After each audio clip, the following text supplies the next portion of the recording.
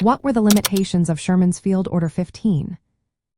What were the limitations of Sherman's Special Field Order 15? This order, issued in January 1865, aimed to provide land to formerly enslaved African American families. It allocated around 400,000 acres of confiscated Confederate land along the southern Atlantic coast. Families were promised parcels of up to 40 acres and even mules to help with farming. While this was a significant step towards economic independence, several limitations affected its effectiveness. First, the order was primarily a wartime measure. It addressed the immediate needs of freed slaves who had followed General William Tecumseh Sherman's army. This temporary nature meant it was not designed as a long-term land reform policy. As a result, its impact was limited once the war ended. Another limitation was the lack of legal permanence. Although the order granted possessory titles to families, these titles did not guarantee full ownership. The land remained federal property, and the legal protections for these families were weak. This vulnerability made it easy for the order to be reversed. After President Abraham Lincoln was assassinated, his successor, Andrew Johnson, overturned Sherman's Field Order 15 in late 1865. Johnson ordered that the confiscated lands be returned to their former owners.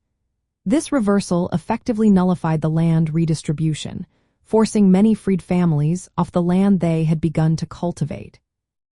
The geographic scope of the order was also limited. It only applied to a narrow coastal strip from South Carolina to Florida, including parts of Georgia. This meant that many freed people in other areas of the South did not benefit from the order, limiting its overall impact. In addition, the support and resources promised were inconsistent. While the order envisioned providing army mules, the distribution was not reliable. The federal government also lacked the resources and infrastructure to help freedmen establish sustainable farms. This made long-term farming success difficult. Southern planters opposed the order and contested its legality. They worked hard to regain control of their lands. Politically, the order faced significant opposition from President Johnson and others against land redistribution. This opposition blocked further legislative efforts to provide land to freed slaves. Lastly, the Freedmen's Bureau was created to assist freed slaves with various needs, including land. However, it was underfunded and lacked the authority to enforce land redistribution.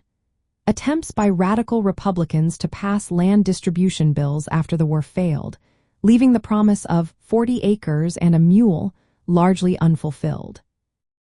In summary, while Sherman's Special Field Order 15 was a bold attempt to redistribute land to freed African Americans, its limitations, including its temporary nature, lack of legal permanence, political reversal, limited geographic reach, inconsistent support, opposition from landowners, and failure to establish lasting reform, meant it did not achieve its full potential.